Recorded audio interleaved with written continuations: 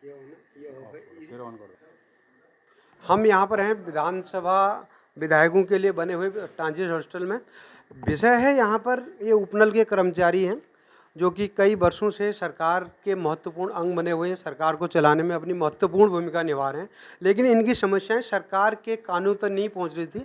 इसके लिए अल्मोड़ा के विधायक मनोज तिवारी जी ने इनके मामले को प्राइवेट बिल के तहत विधानसभा में उठाया और सरकार को इनकी बात सुननी पड़ी और विधानसभा अध्यक्ष ने जो है इस प्रस्ताव को जो है विधानसभा के पटल पर रखने की अनुमति दी। हम यहाँ पर कई लोग हैं जो कि इनके जो है नेतृत्व करते हैं इनके संगठन का। हाँ, तो आपका ये बिल जो था मनोज तिवारी जी ने उठाया, अल्मोड़ा से विधायक हैं, उनके ये बिल उठने के बाद अब लग रहा है कि आपकी समस्याओं पर कुछ सरकार ध्यान देगी। तो क्या कहना है, विधायक जी ने आपके ये सवाल उठाया विधायक। देखो, आपका बहुत बहुत धन्यवाद।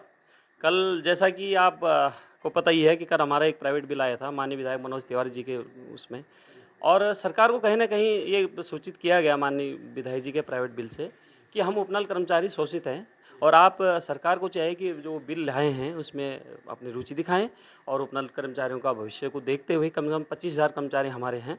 और विधायक जी ने जो बिल लाया है वो बिल तो पास हुआ नहीं क्योंकि वो विपक्ष का ज़्यादा उसमें वो था।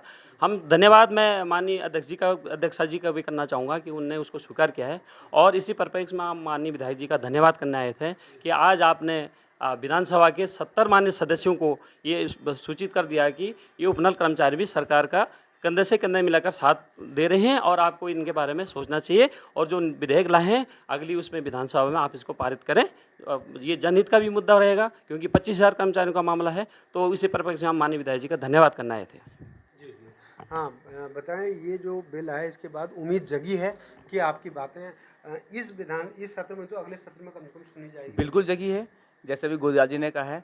हमें धन्यवाद के साथ हमें बहुत खुशी भी है कि हमारे एक जो बहुत समय से हमारी जो मांग थी कि as a private bill amendment के थ्रू कहीं ना कहीं हमारे वहाँ पे रखा जाए और उस पटल में जाके उसको स्वीकार हुआ नहीं हुआ वो बात का विषय, लेकिन उनको सुना गया है और यही हमारे लिए बहुत बड़ी बात है। और कल्याणकारी सरकार है, हम यही चाहते हैं कि वो कल्याणकारी को ही सोचते हुए आगे जो नीतियाँ हैं कर्मचारियों के पक्ष में उसमें वो उसको अमल करे। आप ये मानते हैं कि विधायक मनोज तिवारी ने एक पहल की है, एक शुरुआत करी है जो कि अंजाम तक पहुंची? बहुत हम तो बहुत धन्यवाद करना चाहते हैं कि उन्होंने जो ये पहला कदम हमारे लिए उठाया है।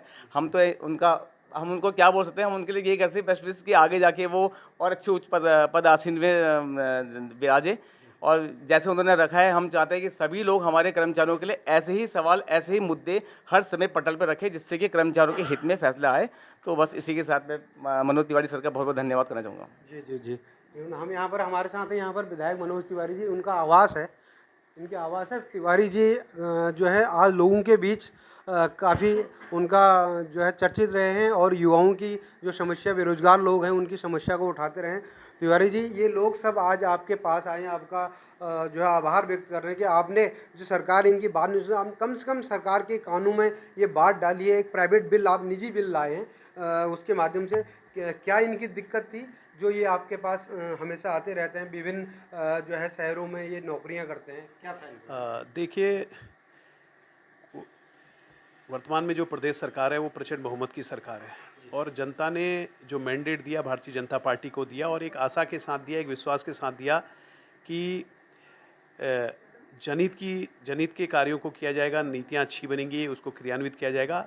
लेकिन ये बड़े दुर्भाग्य का विषय है कि वर्षों वर्षों से जो हमारे विभिन्न विभागों की रीढ़ कहा जाता है और इस उत्तराखंड को आगे बढ़ाने में, विकास के नए आयामों को स्थापित करने में उन कर्मचारियों की महत्वपूर्ण भूमिका रहती है।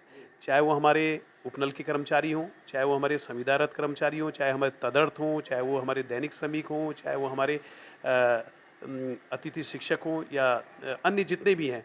और उनकी बहुत वर्षों पुरानी लंबी मांग है कि हमें समान कार्य या समान वेतन दिया जाए या फिर हमें विनियमित किया जाए। लेकिन ये बड़े दुर्भाग्य का विषय है कि विगत वर्षों से लंबे वर्षों से ये मांग उठी है, लेकिन अभी तक उनको विनियमितीकरण नहीं किया गया है और ना ही उनको समान कार्य, जबकि जितना कार्य एक नियमित व्यक्ति करता है उतना ही कार्य ये लोग भी करते हैं। और इनकी मांग थी कि हमें समान कार्य समान वेतन के रूप में हमारे को पैसा दिया जाए, लेकिन ये बड़े दुर्भाग्य का विषय है और मुझे उम्मीद थी कि सरकार उसको सदन पे लाएगी। लेकिन जब मैंने देखा कि 1.5 साल तक वो सरकार नहीं लाई, तो मैंने प्रयास किया कि इस बार हम उसको एक प्राइवेट बिल के रूप में हमने सदन के पटल पर रखा है और विस्तृत रूप से उनकी भावनाओं को सदन पर रखा है।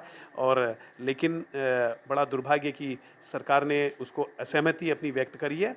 लेकिन मैं इतना विश्वास अपने साथियों को दिलाता हूँ कि भविष्य में जब भी अवसर मिलेगा तो उनकी बातों को हम प्रखर तरीके से रखेंगे और सरकार से मांग करते हैं कि निश्चित रूप से उनकी भावनाओं को समझने की आज आवश्यकता है और इन लोगों को विनियमित किया जाए। जब अन्य प्रदेश, जब राजस्थान से लेके उड़ीसा लेके दूसरे प्रदेश उन कर्मचारियों को विनियमित कर सकते हैं, उनको समान कार्य समान वेतन दे सकते हैं, तो क्या कारण है कि उत्तराखंड राज्य क्यों नहीं कर रहा है उन कर्मचारियों को?